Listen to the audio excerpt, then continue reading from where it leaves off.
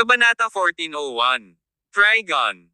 Kasabay ng paputok na dagandong ng malaking lalaki, ang iba pang mga mandirigma mula sa maharlikang pamilya ng Ma ay nagpalakpakan din mula sa isang lugar sa ilalim ng ring.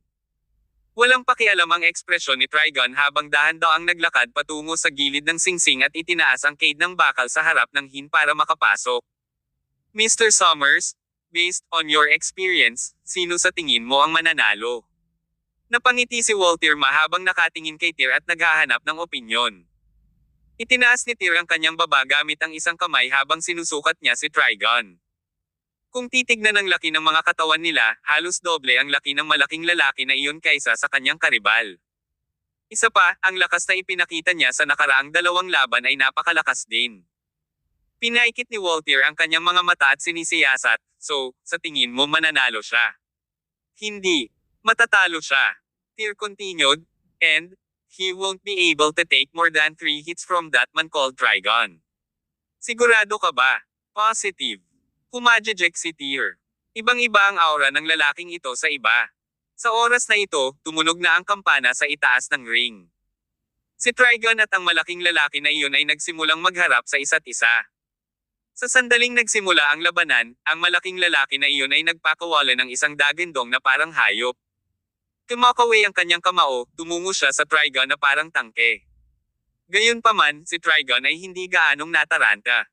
Nag-flash ang kanyang anyo, at agad siyang gumamit ng surge of power mula sa kanyang mga paa para iwasan ang atake ng malaking lalaki. Sa sumunod na segundo, lumitaw siya sa gilid ng malaking lalaki. Isang kidlat na sipa ang pinakawalan ni Trigon, na mabangis na dumapo sa guya ng malaking lalaki. Isang sigaw ang umalangaw-ngaw habang nakaluhod kaagad sa lupa. Makalipas ang isang segundo, sumunod ang pangalawang sipa ni Trigon na tumama sa tagiliran ng kalaban. At sa wakas, ang kanyang ikatlong sipa ay tumama sa malaking tao sa ibabang bahagi ng tiyan. Isang segundo o dalawa lang bago matapos ang laban. Ang dating hindi magagapi na malaking lalaki ay bumagsak sa lupa nang may kumakatok, at hindi na makabangon. Natahimik ang buong lugar, habang si Trigon ay patuloy na nakatayo doon, walang ekspresyon. Para sa kanya, hindi gaanong maipagmamalaki ang pagkatalo sa isang kalaban na tulad niya. Mula sa tabi ni Tyr, sinabi ni Zeke, "Kuya Tyr, napako mo ito." Si Mr. Trigon ay nagmula sa isang kahangahangang background. Hindi lamang siya ang 9 na beses na Muay Thai champion ng Thailand, siya rin ang naging punong disipulo ng Leviathan, ang pinakaidolo na combat master ng Thailand na dalubhasa sa sinaunang estilo ng Muay Thai. His interest piqued, Tyr looked at Zeke and asked, "Leviathan, what is his background?" Bago pa makasagot si Zeke, sumingit si Mona sa gilid. Sa hitsura ng kanyang mukha, mukhang alam niya ang background ni Leviathan at interesado siya sa kanya. Ipinaliwanag niya, noong bata pa si Leviathan, siya ang ika-13 hari ng Muay Thai sa Thailand. Kilala rin siya bilang titan ng sinaunang estilo ng Muay Thai, at matagal nang nagsasanay nito hanggang sa punto ng pagiging perpekto. Ang Leviathan ay kilala bilang Thailand's pangalawang pinakadakilang pinuno ng labanan. Kung ang Leviathan ang pangalawang pinakadakilang combat master ng Thailand, sino ang pinakamahusay na combat master? Tanong ni Clifford na nakaupo sa tabi ni Mona. Isang monghe. Naninirahan daw siya ngayon sa palasyo ng hari ng Thai, at naging personal bodyguard ng haring Siamese, sagot ni Mona. Interesting. Pinaikit ni Clifford ang kanyang mga mata. Nagpatuloy si Zeke, ang Leviathan ay nagtatamasa ng mahusay na katanyagan at prestihiyo sa Thailand ngayon. Samantala, ang Leviathan sect na kanyang itinatag ay mabilis na umunlad at nakakalap ng maraming disipulo sa paglipas ng mga taon. Ang impluwensya at kapangyarihan nito sa Thailand ay kapantay na ng ating Ma-royal family. Ang Leviathan sect at ang aming Ma-royal family ay palaging may magandang relasyon. Kaya, nang dumating ka sa oras na ito, espesyal na inimbitahan ng aking ninong ang punong disipulo ni Leviathan upang aliwin ka. Sumaludo si Tyr at sinabing, "Salamat sa pagpunta sa lahat ng kaguluhang iyon." Talagang napakalakas ng Trigon na ito. Gaya ng inaasahan sa alagad ng Leviathan, ang sinaunang Muay Thai na kampyon ng Thailand. Sa oras na ito, si Trigon ay nakatayo sa singsing na ang kanyang mga braso ay nakakross sa kanyang dibdib. Ang kanyang mga mata ay mapupungay habang ang kanyang mga tingin ay dumaan sa iba pang mga mandirigma ng pamilyang Ma sa ibaba ng entablado. Inimbitahan ako ni Haring Ma na pumunta at magtanghal para sa ilang mga kaibigan mula sa silangan na nagmula sa malayo. Dahil kailangan kong magtanghal, ito ay dapat na isang napakatalino na pagtatanghal, kaya kayong lahat sa ilalim ng entablado ay maaaring umakyat ngayon. Sa sandaling sinabi niya ang mga salitang iyon, iniunat ni Trigon ang kanyang daliri at itinuro ang mga mandirigma ng Ma-royal family, isa-isa. Sa huli, pumili siya ng 7 o 8 sa kanila ng sabay-sabay. Ilang saglit na kumunat ang noo ng maraming tao. Hindi ba medyo mayabang itong si Trigon? Ngunit muli, ang kanyang nakaraang pagganap ay nagparamdam sa marami sa mga naroroon na medyo natakot. Ang kanyang lakas ay talagang umabot sa isang napakalakas na antas. Kaya naman, maraming mandirigma ng pamilya mahari ang hindi nang ahas na kumilos ng padalos-dalos sa oras na ito, hanggang sa tumayo si Haring Ma at sinabing, dahil sobrang excited si Trigon ngayon, kung gayon ang mga miyembro ng aming maharlikang pamilya ay hindi maaaring mawala ang aming integridad. Kaya dapat umakyat kayong lahat. Sa sinabi ni Walter, ang mga manlalaban na itinuro kanina ay tuluyang umahan at naglakad papunta sa ring. Magsisimula na ang labanan ng 8 laban sa 1. Katulad ng dati, si Trigon, at lakas. Ang sinanay niya ay ang sinaunang estilo ng Muay Thai, na kinabibilangan ng mga galaw na mabilis, tumpak, at mabisyo.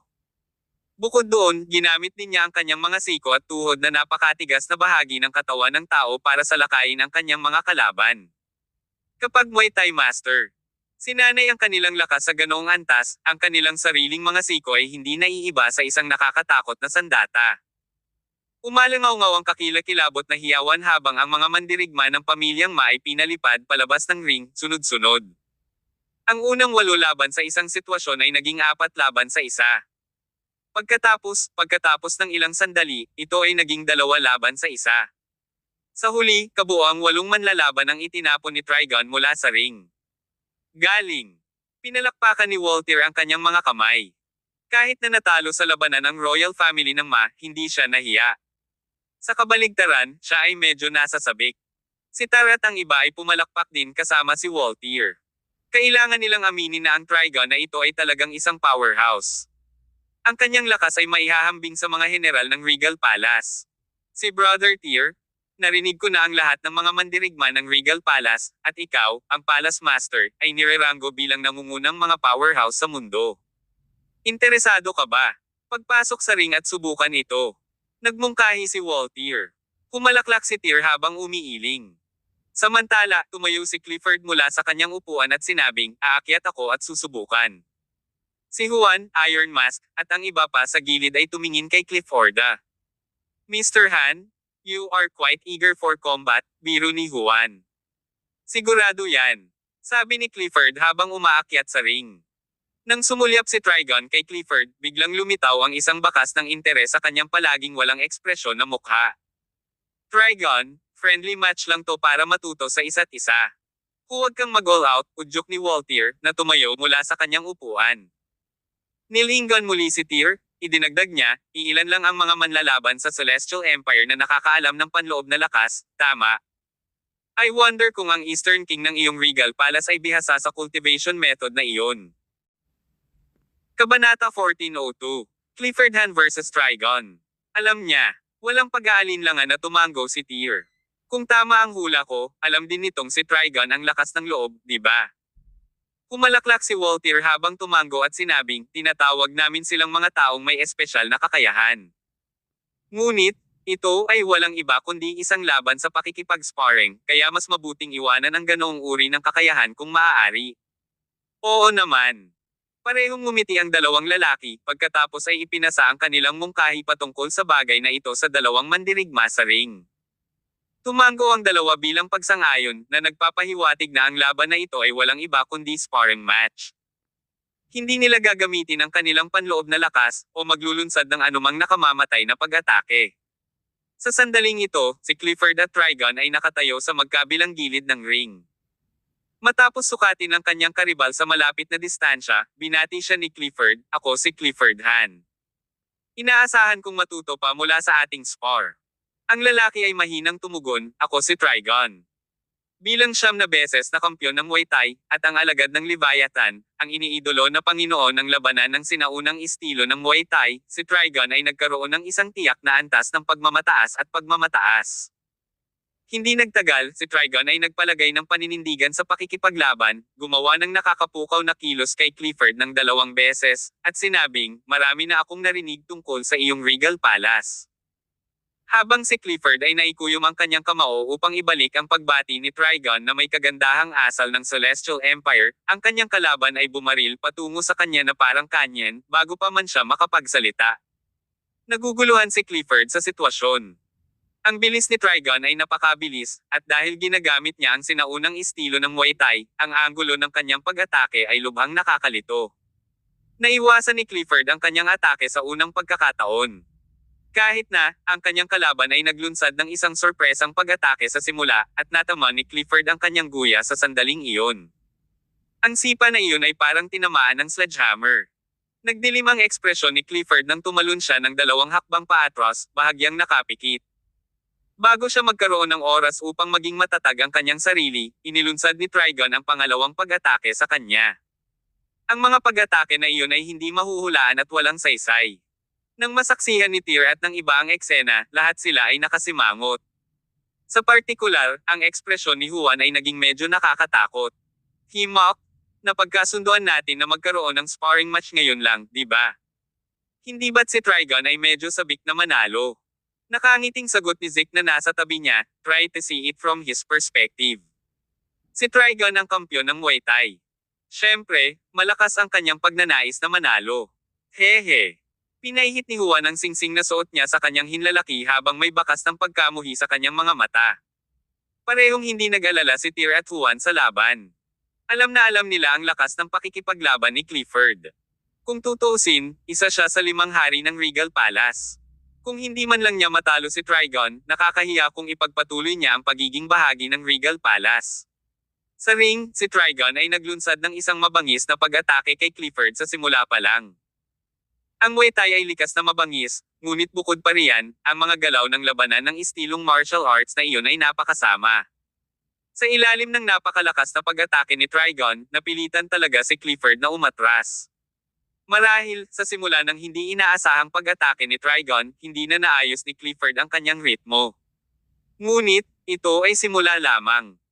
Hindi nagtagal, napilitang pumasok si Clifford sa isang sulok habang nakadikit ang likod sa kadena. Ang lamig na dome alloy sa kanyang likuran ay agad na nagpalinaw sa kanyang isipan. Ha! Ha! Sa sandaling ito, binangga ni Trigon ng isang elbow strike si Clifford. Sumunod, itinutok niya ang templo ni Clifford, handa siyang ibaba sa isang iglap. Gayunpaman, sa bilis ng kidlat, ginamit na ni Clifford ang magkabilang palad niya para harangan ang kanyang mga templo. Boom! Sa mahinang tunog, tumama ang siko ni Trigon sa palad ni Clifford. Dahil sa matinding puwersa, napaatras si Clifford ng ilang hakbang paatras, habang si Trigon ay nanatiling nakatayo sa pwesto at dahan-daang nakasimangot. It's my turn to counterattack, deklara ni Clifford, nanginginig ang kanyang leeg ng masigla. Isang kaluskos ang nagmula sa kanyang leeg. Sa oras na iyon, kapag naikuyom niya ang kanyang mga kamao, isang pumutok ang tunog mula sa kanyang mga kasukasuan. Biglang nagbago ang aura ni Clifford. Sa susunod na segundo, mula sa layo na mga 2 o 3 metro ang layo, bigla siyang nawala sa paningin ni Trigon. Sa susunod na sandali, lumitaw siya sa gilid ni Trigon. Ano? Sa kaibuturan, nararamdaman ni Trigon na hindi maganda ang mga bagay para sa kanya. Paglingon niya bigla, nakita niya ang isang kamao na kasing laki ng sandbag na humahampas sa kanyang mukha. Mabilis ang suntok na dumating sa kanya kaya wala na siyang oras para mag-react at umiwas. Sa sandaling iyon, nakaramdam siya ng paninikip sa kanyang dibdib bago siya pinalipad. Gayunpaman, hindi siya natamba sa lupa ng suntok ni Clifford, ngunit tuloy-tuloy na lumapag pagkatapos ng 2 backflip. Nang muli siyang tumingin kay Clifford, halatang lumungkot ang ekspresyon ni Trigon. As expected of a super fighter from Regal Palace, bulong ni Trigon habang sumusugod muli kay Clifford. At the same time, hindi na nagatubili pa si Clifford. Inipon niya ang lahat ng kanyang lakas sa kanyang mga binti at mabilis na tumakbo patungo kay Trigon. Parang warm-up session lang ang nakaraang labanan. Ngayon lang nagsimula ang totoong climax. Walang humpay na pabalik-balik ang magkabilang panig sa ring. Ang unang 2 tao na labanan ay parang isang magulong digmaan na may mga sangkawan ng mga tropa at mga kabayo ang sumiklab. Ang kanilang bilis, na lumampas sa limitasyon ng isang ordinaryong tao, ay nakasisilaw. Napakalakas. Maraming mga mandirigma ng ma-royal family sa madla ang hindi napigil ang huminga. Ang gayong kapangyarihan ay talagang hindi maihahambing sa kanila. He does live up to his title of Regal Palace's Eastern King. Maging ang mga disipulo ng Leviathan sect ay mahihirapang labanan siya, ani Walter, na medyo kinikilig din sa oras na ito. Bilang hari ng maharlikang pamilya ng Ma, karaniwang kailangan niyang asikasuhin ang pang-araw-araw na operasyon. Gayunpaman, nagkaroon pa rin siya ng mataas na interes sa boxing. Sa katunayan, si Walter mismo ay isang makapangyarihang Muay Thai fighter din. Kadalasan, kapag wala siyang masyadong hawak, gusto niyang anyayahan si Leviathan para bigyan siya ng ilang mga payo. Kaya naman, nakapaghinuha siya ng ilang bagay mula sa labanang ito ni Clifford at Trigon. Trigon is merely a trifle nothing. Malapit na siyang matalo ng matandang Han. Kung dumating ang amo niyang si Leviathan, baka may pagkakataon siyang makikipagkumpetensya laban kay Old Han, walang pakialam na sabi ni Juan, nakatabi ni Walter. Nakatitig sa kanya, sinaway ni Mona, sinasabi mo bang ang mga kapatid mo lang mula sa Regal Palace ang makapangyarihan, at ang mga mandirigma namin ay walang kwenta? Nagsasabi lang ako ng totoo. Hinawakan ni Juan ang mukha ni Mona at binigyan ito ng isang mapusok na halik. Kung hindi ka naniniwala sa akin, bakit hindi tayo tumaya? Anong klaseng taya? Tanong ni Mona. Tiningnan ni Juan ang oras sa kanyang wristwatch at sinabing, maaari na nating simulan ang countdown ngayon. Babagsak ang Trigon sa loob ng 10 segundo. Kung ako ang nanalo sa taya, hindi mo na maihampas ang iyong letigo sa akin. Naiwang tulala si Mona. 10, 9, 8. Kung tutuusin, nabigo ang countdown ni Juan na umabot sa bilang ng 1 dahil isang malakas na putok ang nanggaling sa ring nang magbilang siya hanggang 5. Ang kamao ni Clifford ay marahas na humampas sa guya ni Trigon nang bumitaw ito ng isang sipa patungo sa kanya. Sa sumunod na segundo, nagpakawala si Trigon ng malungkot na sigaw. Hindi niya napigilan ang sarili at diretsyong bumagsak sa lupa. Kabanata 1403. Ano man ang kailangan. Pansamantalang tumigil ang matinding labanan. Hindi malinaw kung gaano karaming lakas ang napuno sa suntok ni Clifford. Bagamat nataman lang niya ang guya ni Trigon, ang lalaking iyon ay napahiga sa lupa at hawak ang kanyang guya na may maputlang mukha. Habang patuloy na tumutulo ang mga butil ng pawis sa kanyang noo, si Trigon ay mukhang nasa matinding sakit, ngunit hindi siya sumigaw. Sa ganitong sitwasyon, hindi na kailangan ni Juan na ipagpatuloy ang kanyang countdown. Walang paraan na makakabawi si Trigon sa loob ng 10 segundo. Ayon sa rules ng ring, nanalo si Clifford. Galing. Hindi napigilan ni Walter ang pagpalakpak ng kanyang mga kamay. Hindi siya nag-aalala tungkol sa pinsala ni Trigon. Bilang isang sinaunang estilong Muay Thai champion, ang ganitong uri ng pinsala ay karaniwan. Mr. Summers, Regal Palace really does live up to its name, nakangiting puri ni Walter at lumingon kay Tyr. Masyado kang mabait. Gayunpaman, nang maisip ng karamihan na ang alikabok ay naayos na, isang dagandong ang dumating sa kabilang panig ng singsing. Si Trigon, na nakatakip sa kanyang guya sa matinding sakit, ay biglang nagkaroon ng matinding pagbabago sa kanyang ekspresyon. Ang mga ugat sa kanyang noo ay nagsimulang magumbok, habang ang kanyang mga kalamnan sa kanyang katawan ay namamaga sa isang mas malaking bilog kumpara sa ngayon. Sa oras na ito, malapit nang maglakad si Clifford papunta kay Trigon para tulungan siyang makatayo. Gayunpaman, nang malapit na siya, naramdaman niyang may kakaiba sa sitwasyon. Si Juan Yates, Iron Mask, at ang iba pa sa audience ay tumayo. Hindi na rin napigilan ni Juan na sumigaw, Clifford ingat. Boom! Nagpadala si Trigon ng isang hindi mapapantayang mabangis na suntok kay Clifford. Sa oras na ito, ang huli ay nakatayo, habang ang una ay nakaupo sa lupa. Sa pangkalahatan, hindi dapat hawakan ng kamao ni Trigon ang katawan ni Clifford. Gayunpaman, may kumikinang na lumabas mula sa mga kamao ni Trigon at nabasag ng husto sa ibabang bahagi ng tiyan ni Clifford. Hooray! Mabangis na kinagat ni Clifford ang kanyang mga ngipin habang lumilipad paatras ang kanyang buong katawan dahil sa pag-atake. Anong ginawa niya? Nagmura agad si Juan. Bagamat malapit na siyang maging manugang ni Haring Ma, ang katotohanan iyon ay hindi magpapagaan sa kanyang pagkatao sa anumang paraan. Kasabay nito, kinuyam din ni Don Quixote ang kanyang kamao at sinabing, hindi ba tayo pumayag na huwag gumamit ng panloob na lakas?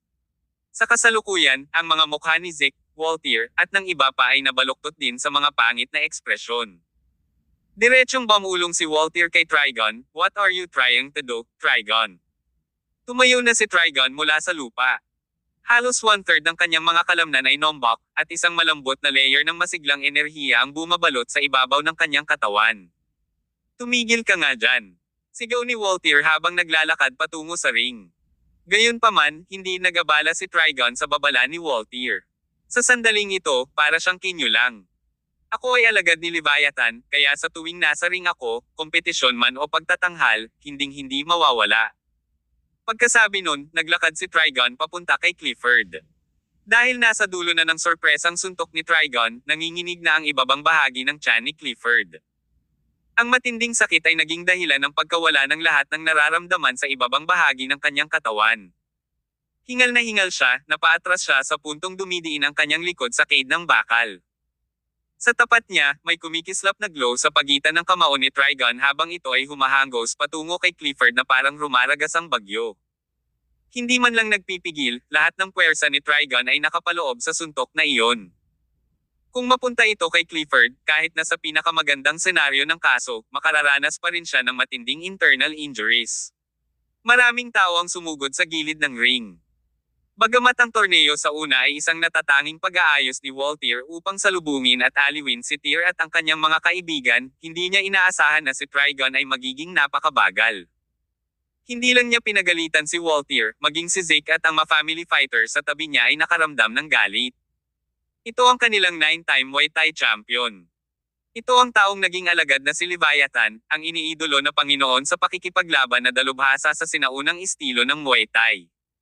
Paano siya naging walang modo? Hindi lang niya nilabag ang mga patakaran, naglunsad pa siya ng sorpresang pag-atake. Ang ginawa niya ay sobrang kahihiyan sa martial arts community. Maging sina Juan, Don Quixote, at ang iba pa ay sumugod din patungo sa ring. Si Tyr lang ang nanatiling nakaupo sa di kalayuan at hindi maiwasang mapabuntong hininga. Clifford. Dahil ang lalaking iyon ay hindi matuwid at hindi rin mabait, huwag mo kaming sisihin sa pagbabayad ng kawalang katarungang ito. Dapat niyang matikman ang sarili niyang gamot, sabi ni Tyr sa kanyang sarili. Imposibleng marinig siya ni Clifford na nasa ring sa ganoong kalayuan. Gayunpaman, silang dalawa ay mabubuting magkakapatid na humarap sa buhay o kamatayang mga sitwasyon ng magkasama sa loob ng maraming taon. Hindi malinaw ang level ng telepathy nila, pero minsan, hindi maikakaila na nag-e-exist ito. Siguradong sumasabay ang iniisip ni Clifford kay Tyr. Sa sandaling bumasag ang kamao ni Trigon sa kanya, biglang tumaas ang aura ni Clifford. Sa sumunod na segundo, pumutok din ang kamao ng huli na parang kidlat. Boom! Habang umalingaw-ngaw ang parang kulog na tunog, ang singsing ay tila tinamaan ng kidlat. Agad na nakita ang isang figure na lumilipad mula sa isang gilid ng singsing patungo sa isa pa sa bilis ng liwanag. Ito ay walang iba kundi si Trigon, na hindi inaasahan na magagamit din ni Clifford ang panloob na lakas. Higit pa rito, ang mga kakayahan ni Clifford ay mas malakas kaysa sa kanya. Snap! Tunog iyon ng pagkaputol ng cage ng bakal. Naputol na ng katawan ni Trigon ang kadena na makapal sa pulso, ganoon lang. Ito lamang ay higit pa sa sapat upang ipakita kung gaano kakilakilabot ang lakas ng suntok ni Clifford. Nailunsad sa labas ng ring, si Trigon ay bumagsak sa lupa matapos lumipad ng humigit kumulang 7 o 8 metro sa himpapawid. Ang mga buto ng braso niya kanina pa na pinapasabog ang suntok ay nabasag na. Arg! Umalangaw-ngaw ang buong espasyo ng dumadagindong na kahabag-habag na mga hiyawan ni Trigon. Samantala, si Walter at ang iba pa ay natulala sa eksena. Binawi ni Clifford ang kanyang kapangyarihan mula sa kinatatayuan niya sa loob ng ring. Pagkatapos, tumingin siya kay Walter at sa iba pa na may bakas ng paghingi ng tawad sa mukha. Paumanhin, King Ma siya ang unang gumamit ng kanyang lakas sa loob, ani Clifford. Matapos tumanggo bilang tugon, tumalikod si Walter at mabilis na naglakad papunta kay Trigon. Ang mga kasukasuan sa buong braso ni Trigon ay nabasag dahil sa masiglang enerhiya ni Clifford. Sa sobrang sakit ng lalaki ay muntik na siyang mawala ng malay. Nakakahiya ka talaga sa amo mo. Saway sa kanya ni Walter nang walang kwenta. Pagkatapos, tumawag siya ng doktor sa unang pagkakataon. Binuhat ng mga medic si Trigon palabas ng gym gamit ang stretcher. Pagkatapos, malakas na palakpakan ang umalingaw-ngaw sa buong eksena. Maging ang mga mandirigma ng Ma Royal Family ay pawang pumapalakpak. As expected of the Eastern King of Regal Palace. Ang laban ngayon ay talagang nagbukas ng aking mga mata. Sabi ni Walter. Bumaba si Clifford mula sa ring at sumaludo kay Walter. Haring Ma, masyado kang magalang. Katutubo lang akong lumalaban ngayon. Marahil ay medyo mabigat ang aking kamay sa aking pag-atake, kaya maaaring masugitan ng husto si Trigon. Masisira ang kanyang braso kapag hindi nahawakan ng maayos ang kanyang pinsala. Siya ang disipulo ni Leviathan, ang iniidolo na combat master na dalubhasa sa sinaunang estilo ng Muay Thai. Siguro kung ito ay magdadala ng problema sa iyo, King Ma. Pagkatapos ng lahat, ikaw ang nag-imbite sa kanya dito para mag-perform. Ikinawi ni Walter ang kanyang kamay.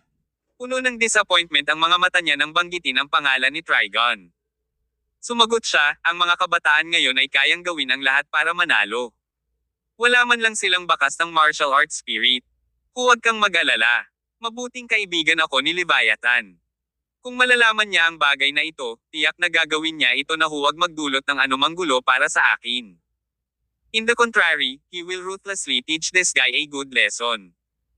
As for that arm of his, with Leviathan around, it can't be ruined. Kabanata 1404. Walang perpekto. That's good, sabi ni Clifford, pagkatapos ay lumakad pabalik sa gilid ni Tyr. Hindi ko inaasahan na makakabisado mo ang panloob na lakas sa ganoong antas sa napakaikling panahon, Clifford. Sa pagtingin sa iyo, masasabi kong karamihan sa mga transcendent ng Celestial Empire ay hindi katugma, sabi ni Tyr. Habang lumalakas ka, ang iyong mga kaibigan ay abala sa paghabol. Kapag libre ka, dapat kang bumalik at bisitahin. Magugulat ka na makita ang kanilang mga pagpapabuti, sagot ni Clifford. Ma'am. Tumango si Tyr sa katahimikan. Sa katunayan, matagal na siyang nakabalik sa punong tanggapan ng Regal Palace. Sa tuwing malaya siya, alam niyang kailangan niyang bumalik at makita ang kanyang mga kaibigan. Pagkatapos ng palabas, isinama ni Zeke si Tyr at ang kanyang mga kaibigan sa paglilibot sa ari-arian, at kalaunan ay nagpalipis sila ng gabi. Ang mga sumunod na araw ay napakapuno para sa maharlikang pamilya ng Ma, kasama sina Juan at Mona. Maraming bagay ang dapat gawin para sa kasal, na ang ibig sabihin ay hindi sila makakasama ni Tyr. Kaya, pinagkatiwalaan si Zeke na pasayahin si Tyr at ang kanyang barkada. Dinala niya sila sa marami sa mga sikat na atraksyon at binigyan sila ng isang napakagandang trip na maaalala. Bilang adopted brother ni Mona, si Zeke ay napakagalang at composed. Pagkaraan ng ilang araw na magkasama, si Tyr at ang iba pa ay nakabuo ng magandang relasyon sa kanya. Gayunpaman, hindi maiwasan ni Tyr na maramdaman na may mali kay Zeke. Bagaman, hindi niya lubos maisip ang eksaktong dahilan kung bakit. Noong gabi bago ang kasal, muling inimbitahan sina Tyr, Clifford, at ang iba pa sa ari-arian ng maharlikang pamilya. Dahil ang kasal ni Juan at Mona ay isang royal affair, hindi sila nakaligtas sa napakaraming mga seremonya at ritual sa mismong araw ng kasal. Kaya naman kinailangan nilang dumaan sa mga rounds and rounds ng rehearsals noong nakaraang araw. Natapos ang rehearsal ng alas 9 ng gabi. Kasabay nito, nakaupo sina Tyr, Clifford, at ang iba pa sa isang tahimik na lugar sa tabi ng hardin at umiinom. Hindi naman hiniling ni Tyr ang sinuman mula sa Ma Royal Family na sumali sa kanilang session, dahil abala ang lahat sa paghahanda para sa kasal. Gayon din, mas pinili ng grupo ni Tyr na huwag pang himasukan ang kanilang privacy ng mga tagalabas, kaya naman hiniling nilang umalis ang mga butler ng pamilyang Ma, na inatas ang mag-refill ng kanilang mga inumin at iba pang gawain. Tanging sina Tyr, Clifford, Don Quixote, Iron Mask, at Winifred ang naiwan sa looban. Hindi umiinom si Winifred at agad na inako ang responsibilidad na tiyaking walang laman ang baso ng mga lalaki. Darating ba si Juan? Tanong ni Don Quixote. The rehearsal should be almost done by now. Tomorrow's his big day though. Tell him to not come and get some rest, sagot ni Clifford. Ma'am, tatawagan ko siya. Inilabas ni Iron Mask ang kanyang telepono at i-dial na sana ang numero ni Juan nang dumating ang lalaking tinutukoy at nagsimulang magmura. Nakasuot siya ng full suit pero agad niyang hinubad ang kurbata pagkaupo niya. Napakaraming rules and restrictions. I don't think I'm cut out for it. Sinulyapan ni Tyr si Juan at sinabing, dumating ka na. Pipigilan ka lang sana namin dahil mahaba ang araw mo bukas. Ikakasal ka na, you got to tone down on your crass attitude. Ganito ako sa buong buhay ko, hindi ako pwedeng magbago ng ganon-ganon lang.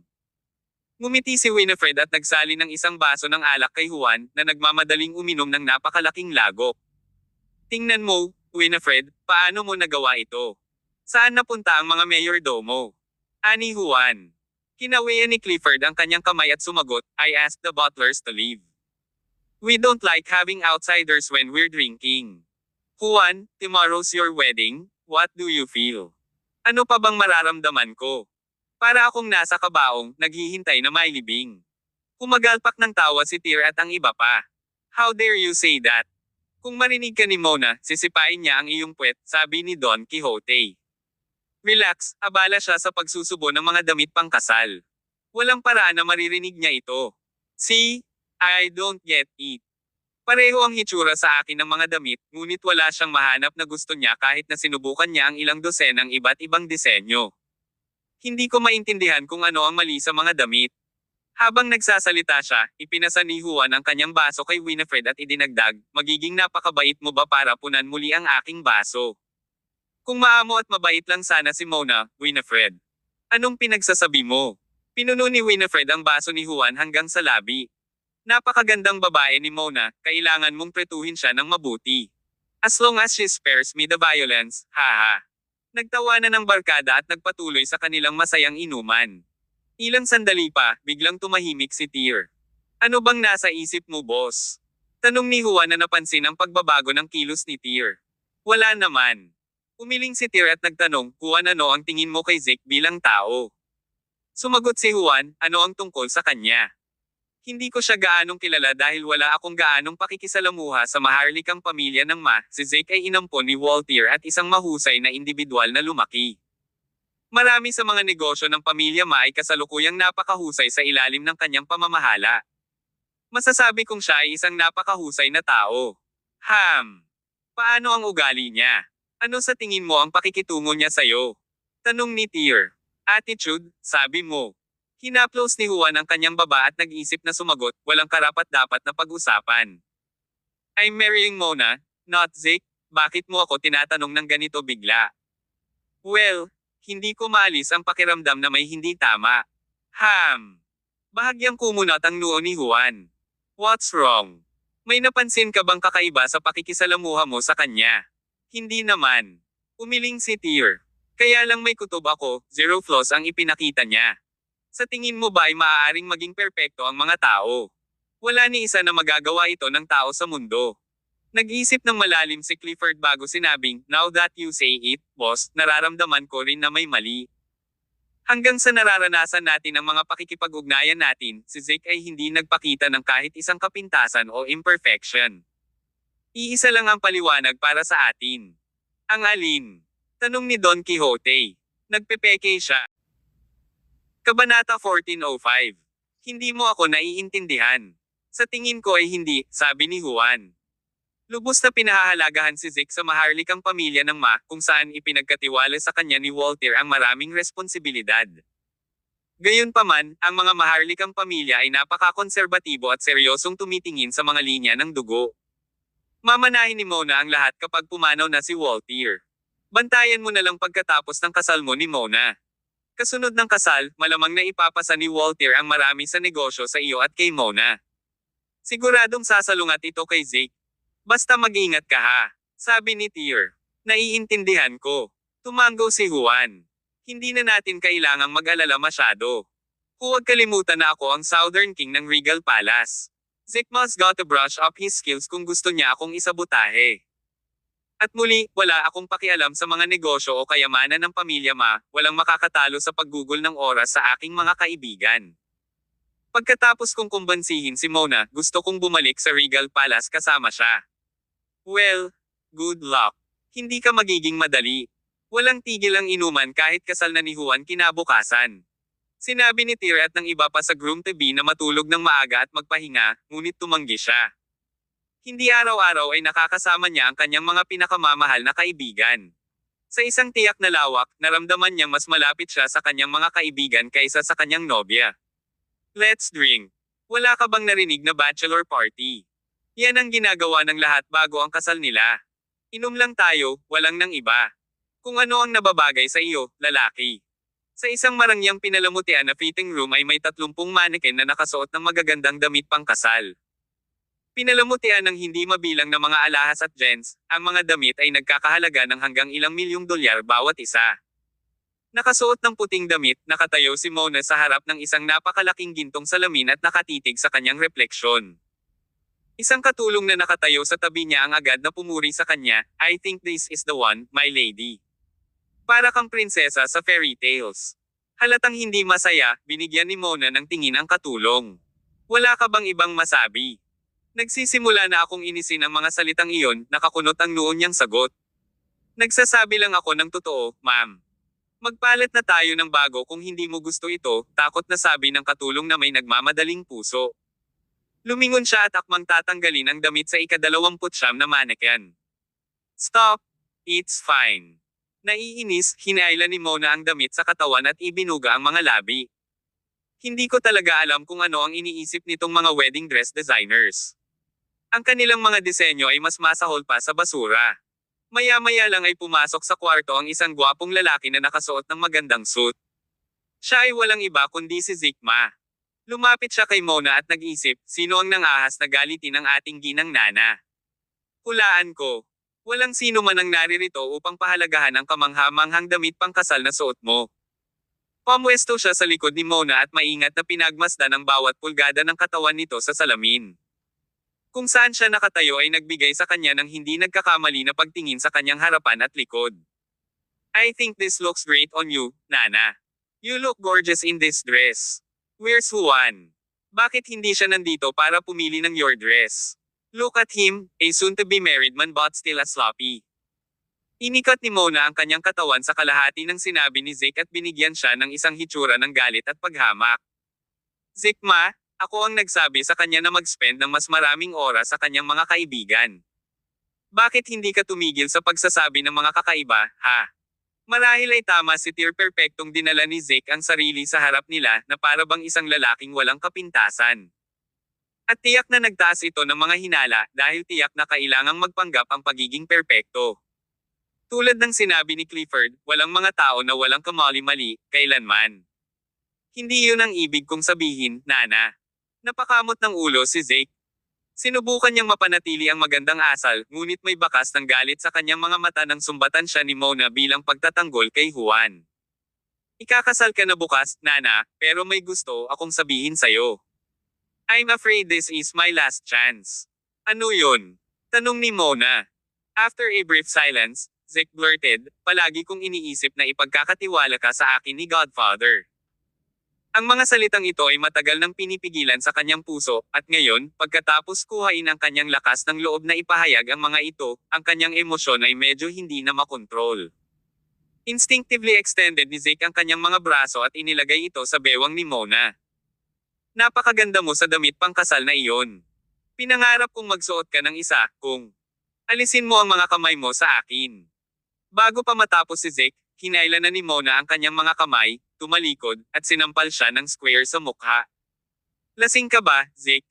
Naiintindihan mo ba ang sinasabi mo? Napabalik sa katinoan si Zic dahil sa sampal. Humakbang siya paatras at nagmamadaling nagpaliwanag, wala lang Nana, hindi ko sinasadya iyon. Know your place, Zic. Matagal ko nang sinabi sa'yo na kapatid lang ang tingin ko sa'yo, sabi ni Mona sabay nguso. Oo, alam ko. Nagmamadaling tumango si Zic. My bad, nataranta lang ako saglit. I didn't mean anything by it, Nana. Ikakasal ka na kay Juan bukas. Let me give you a hand since wala siya. Ang ganda mo sa damit na ito. Kung hindi mo gusto, hahanapin namin ang ilang ibang bagay pa. Speaking of which, pumunta siya sa hanay ng mga mannequin at pumili ng ilang damit. Bawat isa na pinili niya ay matikas sa mata. Alam mo ba kung bakit hindi ako nagkaroon ng feelings para sa'yo, Zic? Biglang tanong ni Mona. Nagulat sa tanong, umiling si Zic. Hindi ko maintindihan, Nana. Dahil hindi mo talaga ako kilala. Kabanata 1406. Damit pangkasal.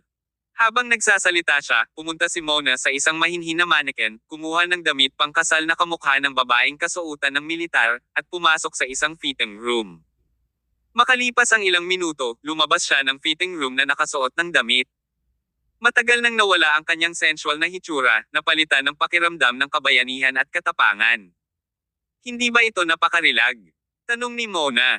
Lumapit siya kay Zeke, na nakatayo doon, mukhang natulala habang nakaugat ang mga paa sa lupa. Si Mona ay hindi mukhang sensuous at seductive gaya ng dati. Gayunpaman, ang malakas at malaya ngunit pambabae na vibe na nagmumula sa kanya ay nagpakita ng ibang uri ng kagandahan.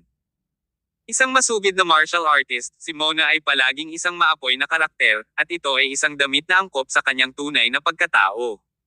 Nagulat si Zeke. Ito ay pinili ni Juan, sabi ni Mona sa isang mapagmataas na tono, halos nagmamayabang. Lumapit siya sa salamin at pinagmasdan ang refleksyon niya habang kausap si Zeke. Kitang-kita sa ekspresyon ng mukha niya na sobrang kontento siya sa damit. I wanted to see if I can find anything better than this, but it seems that was a futile effort. Now you know why I want to marry Juan. Except for my father, nobody knows me better than him. Napalunok si Zeke.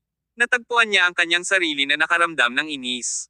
Bumaling sa naghihintay na kasambahay, sinabi ni Mona, ito ang magiging damit pangkasal ko bukas.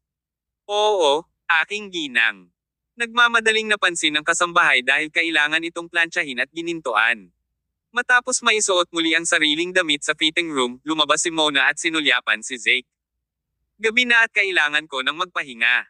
Simula ngayon, sana alam mo kung saan ka nakatayo at kung sino ako.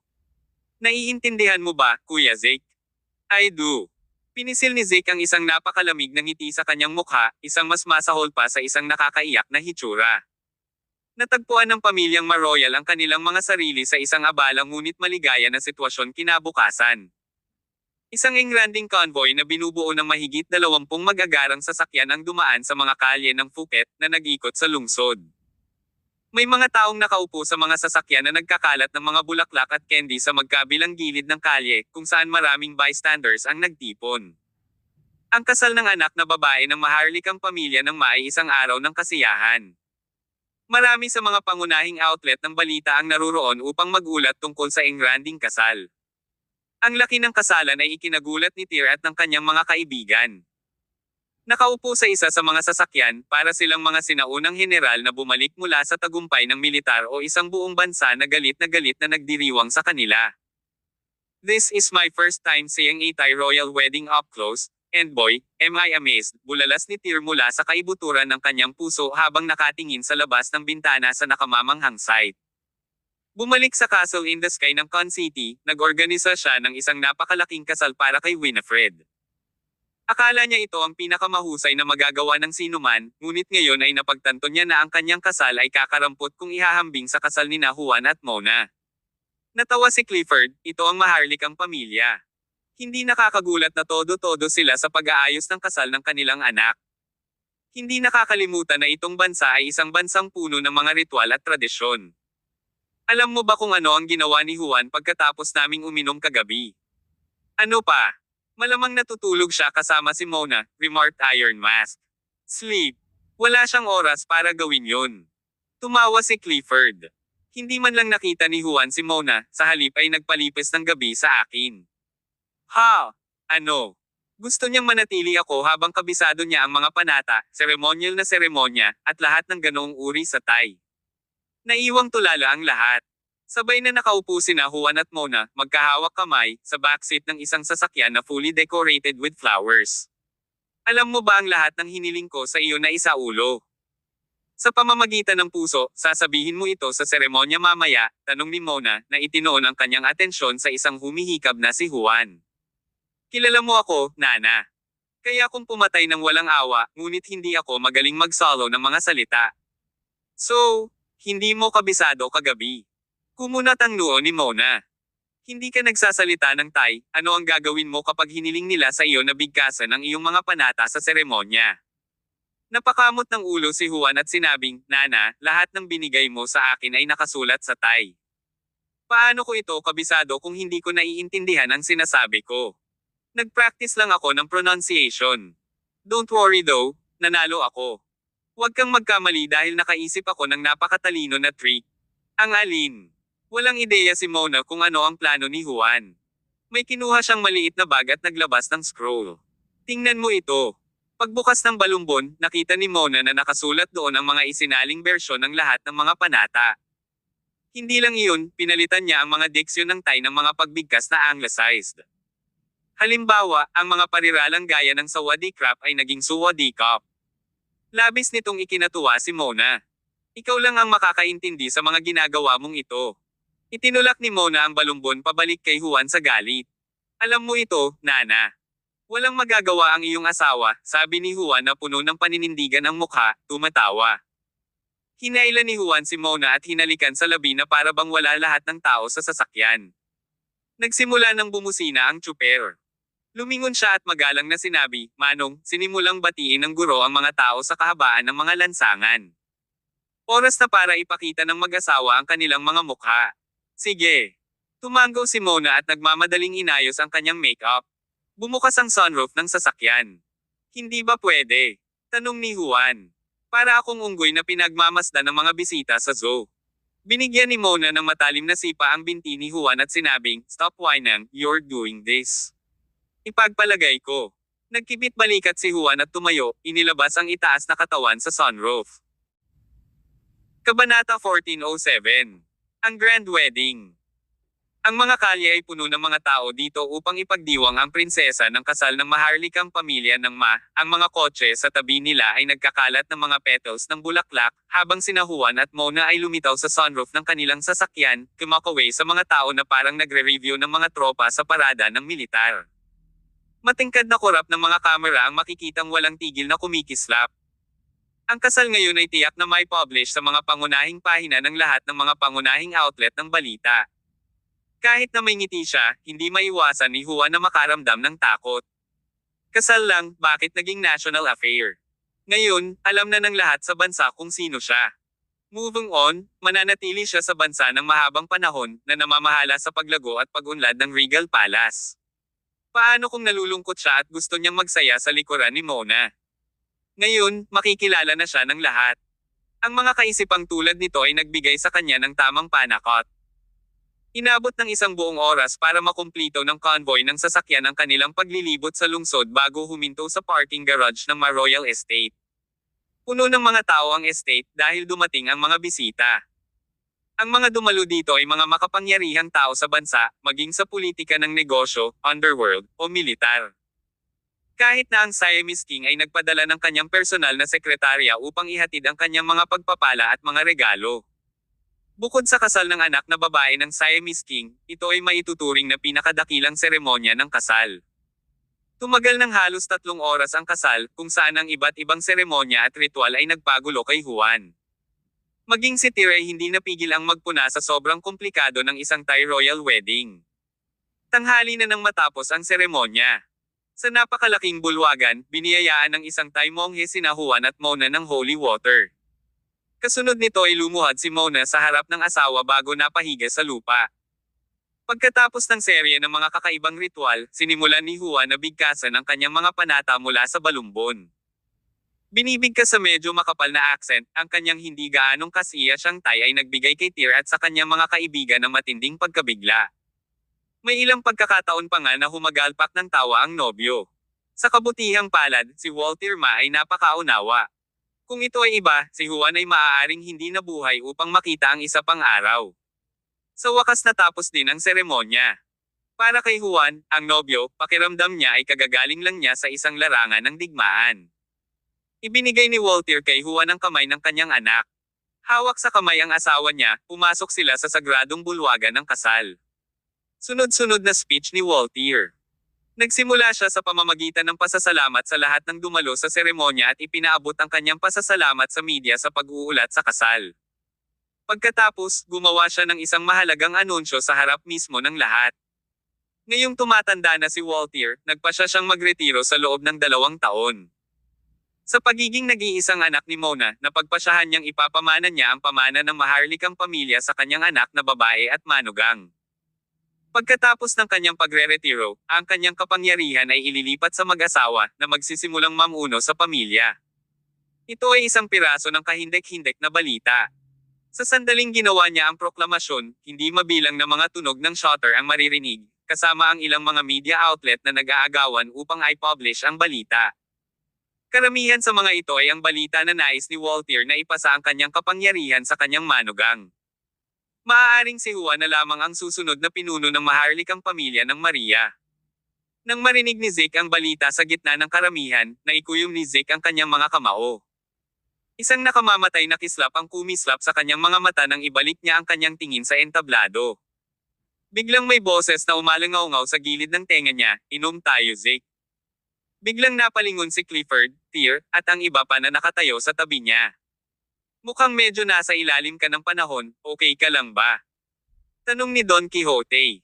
"Not at all, I merely had a busy day," sagot ni Zeke na may ngiti sa labi, nagmamadaling pinipigilan ang kanyang pait. Ipinatong ni Clifford ang kamay sa balikat ni Zeke. "Halika, sabay-sabay tayong uminom. Maganda ang pakikitungo mo sa amin nitong mga nakaraang araw at gusto naming ipakita ang aming pasasalamat." Nagmamadaling sagot ni Zeke, "Go ahead. I'm join you after attending to few guests." "Sige, magkita na lang tayo mamaya." "Oo naman." Pinagdikit ni Zeke ang mga kamay at yumuko bago umalis sa lugar. Pagkaalis niya, nawala ang mga ngiti sa mukha ni Tyr at ng mga barkada niya.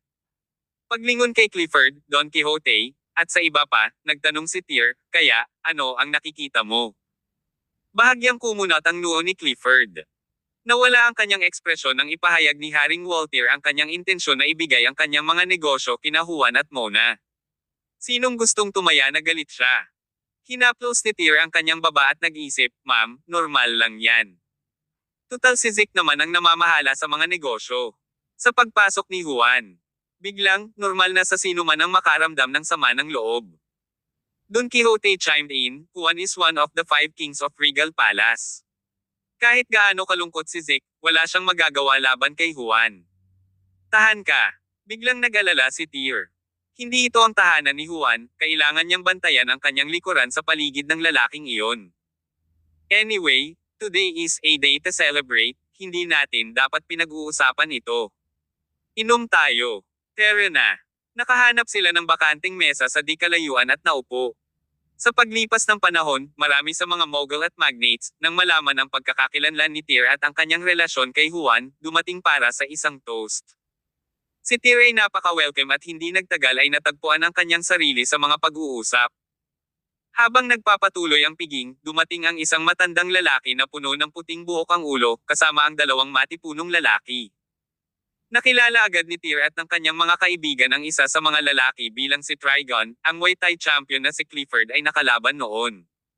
Sa pagsama ni Trigon sa matanda, may magandang ideya si Tyr kung sino siya. Siya ay dapat ang maalamat na Leviathan, pinuno ng Leviathan sect, at isa sa pinakamalakas na practitioner ng sinaunang estilo ng Muay Thai. Kabanata 1408. Isang paghingi ng tawad. Sumunod si Trigon at ang kanyang mga subordinate, lumapit si Leviathan na may ngiti sa kanyang mukha at binati si Tyr, "Isa akong kasiyahang makipagkita sa iyo, Palace Master ng Regal Palace." Nagmamadaling tumayo si Tyr at pinagsalikop ang mga kamay bilang tugon. "Kung hindi ako nagkakamali, ikaw si Leviathan, ang pinakasikat na ancient Muay Thai style practitioner dito." "Ma'am." Tumanggo si Leviathan. "I was engaged during the ceremony just now and didn't get the chance to meet you. Would you mind having an outsider join you for a drink?" Talaga. Iniwan ng Iron Mask ang kanyang upuan para maupo si Leviathan, habang sinimulang punuin ni Winifred ang kanyang baso ng alak. "Ikaw ay si Winifred Zia, ang asawa ng Palace Master. Natutuwa akong makilala ka. It's my honor." Pinasa ni Winifred ang baso kay Leviathan. "Please." Kahanga-hanga. Naubos ni Leviathan ang kanyang alak sa isang lagok, sinundan ni Tyr at ng iba pa. Para naman kay Trigon at sa isa pang lalaki, same time silang tumayo sa likuran ng kanilang amo. "Trigon," tawag ni Leviathan, ibinaba ang kanyang baso. Nagmamadaling lumapit si Trigon, nagbuhos ng isang baso ng alak, at itinaas ito bilang toast kay Clifford. "I was reckless in the ring, Mr. Han, and broke the rules. Taos-puso akong umaasa na mapatawad mo ako." Nagulat, mabilis na itinaas ni Clifford ang kanyang baso at sinabing, "Hindi mo kailangang gawin ito, Kuya Trigon. Sana ay hindi kita masyadong nasaktan. Okay na ako ngayon." Inubos ni Trigon ang alak at yumuko si Clifford. Ito ang Thailand, isang bansang puno ng mga nakatagong alituntunin at etika sa lipunan, kung saan kailangan ni Tyr at ng kanyang mga tauhan na masanay ng kaunti. Pinagdikit ni Leviathan ang kanyang mga kamay at sinabing, si Trigon ang aking pinakadakilang disipulo at hindi kailanman natalo sa mga labanan. Karapat-dapat siyang makita dahil nilabag niya ang mga patakaran at natalo kay Mr. Han dito. Ang diwa ng martial arts ay dapat sundin, at ako itinuro sa kanya ang isang aral na hinding-hindi niya makakalimutan. Labis kaming humahanga sa disiplina na itinuro mo sa iyong mga alagad, Mr. Leviathan. Nagbuhos si Tyr ng isang baso ng alak. Magkaibigan na kami, wala nang bad blood sa pagitan namin. Halika, Mr. Leviathan, ito ay isang toast para sa iyo. Magaling. Muling nagdikit ang kanilang mga salamin. Pagkatapos lunukan ng alak, pinunasan ni Leviathan ang mga mantsa sa mga sulok ng kanyang bibig at sinabing, narinig ko ang reputasyon ng Regal Palace bilang pinakamalakas na organisasyon sa ibang bansa. Maging ang 5 hari, ang 18 general, o ikaw, ang Palace Master, lahat ay lubhang may kakayahan na mga individual. After meeting you, I truly believe so. Speaking of which, ang tagal ko nang hindi nakikipag-sparring sa iba. My good friend, Tyr, why don't we battle each other when the opportunity arises? Ngumiti ng mahina si Tyr. Nakita na pagkatapos ng pagkatalo ni Trigon kay Clifford, sa kabila ng pagpapakita ng pagtanggap sa pagkatalo, hindi talaga ganoon ang iniisip ni Leviathan. Matapos ang pagkatalo ng kanyang alagad, gusto niyang mabawi ang nawawalang pride sa kanyang sarili. Hindi naman siya masisisi. Pagkatapos ng lahat, kilala bilang pagkakaroon ng ilan sa mga pinakamahusay na Muay Thai fighters, ang Leviathan Sect ay din ang pinakamalaking martial arts organization dito. Kailangang mabawi ang karangalan.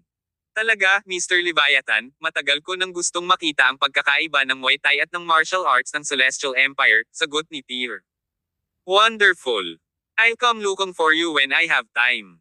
What do you think? Oo naman. Pinagsalikop ni Tyr ang kanyang mga kamay. Halatang natuwa si Leviathan sa sagot ni Tyr. Marami pang alak. Ngayon ay ang kasal sa pagitan ng isang hari ng Regal Palace at ang prinsesa ng Ma-Royal Family. Kami, ang Leviathan Sect, ay isang mabuting kaibigan ng Ma-Royal Family, at bilang extension, isang mabuting kaibigan ng Regal Palace. Isang toast sa aming pagkakaibigan. Itinaas nila ang kanilang mga baso at inubos ang alak sa isang lagok. Pagkatapos nito, tumayo si Leviathan at sinabi, mayroon akong ilang mabubuting kaibigan na kailangan kong makita. Makikita ko ang aking sarili, na magsaya sa handaan. Sigurado. Tumango si Tyr. Pinagdikit ni na Leviathan at Trigon ang kanilang mga kamay at yumuko bago umalis. Alam ng mga tauhan ni Tyr kung ano ang nangyayari sa Leviathan.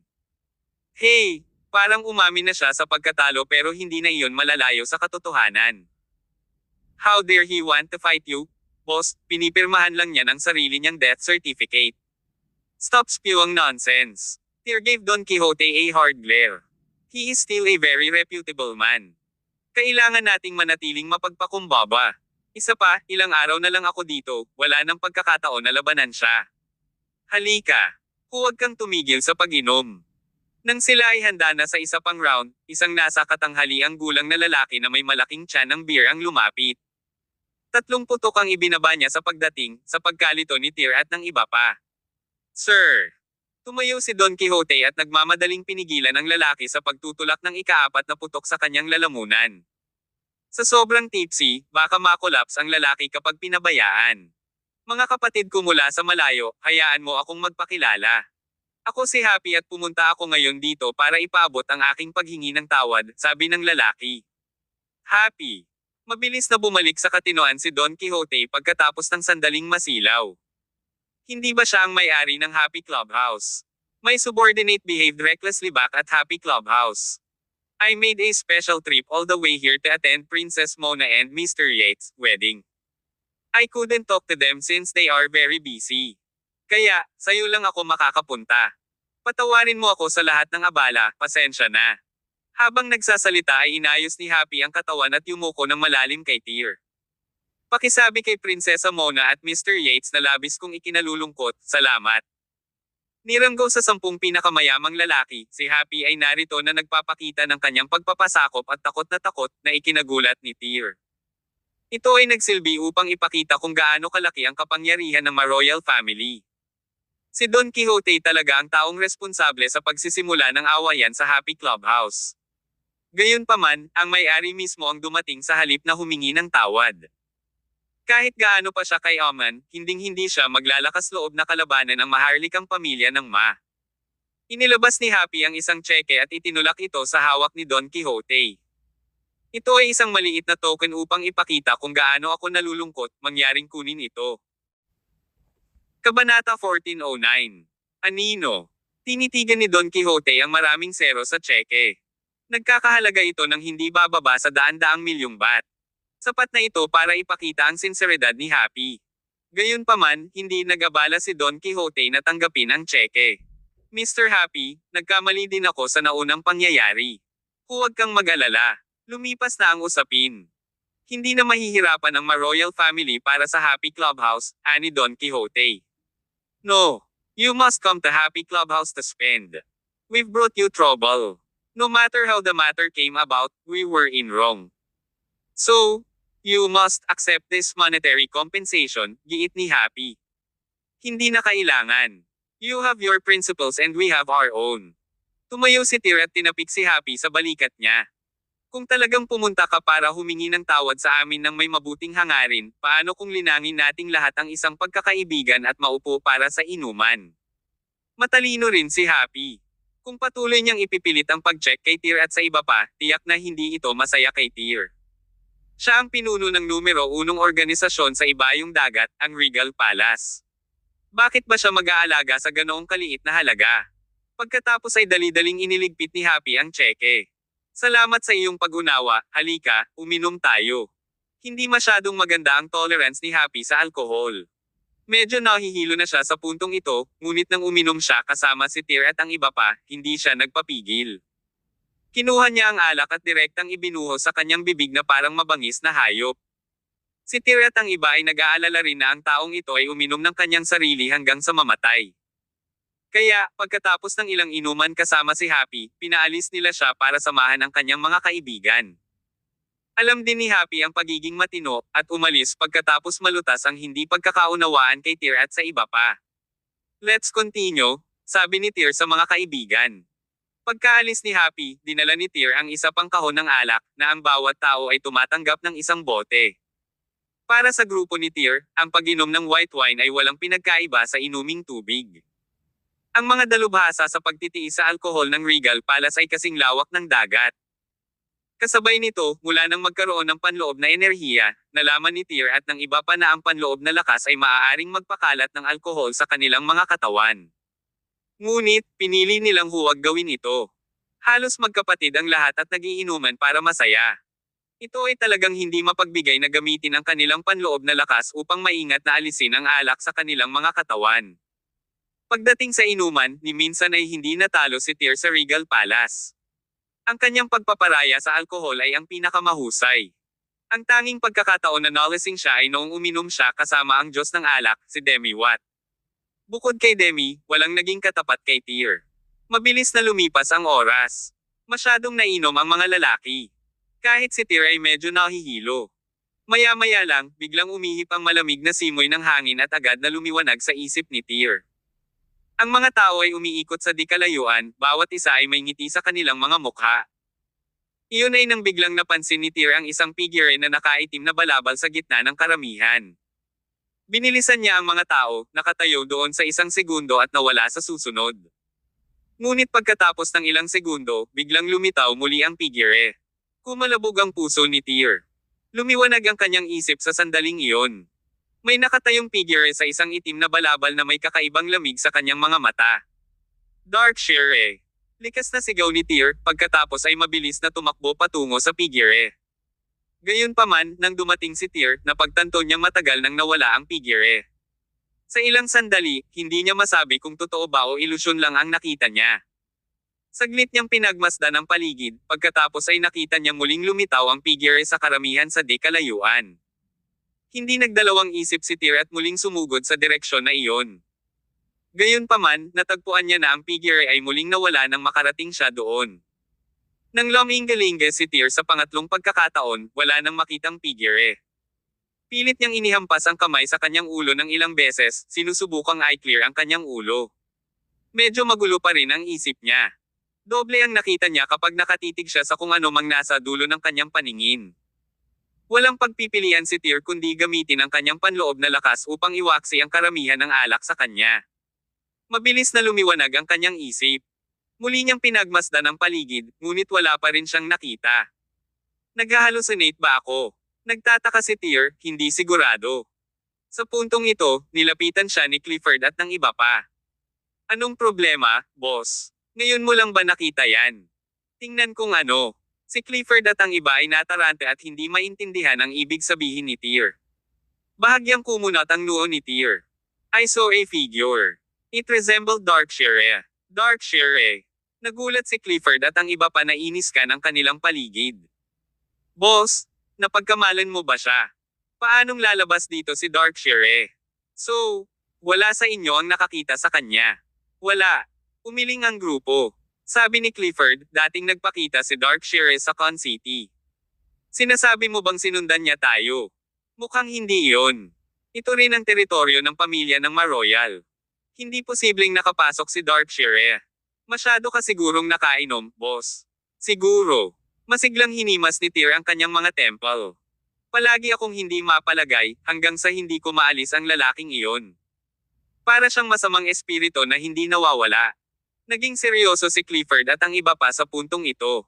Kung talagang pumunta siya dito para gumawa ng gulo, hindi namin siya hahayaang makawala. Sige, ituloy na natin ang pag-inom. Ang piging ng kasal ay tumagal mula tanghali hanggang gabi. Maraming tao ang lasing sa buong araw.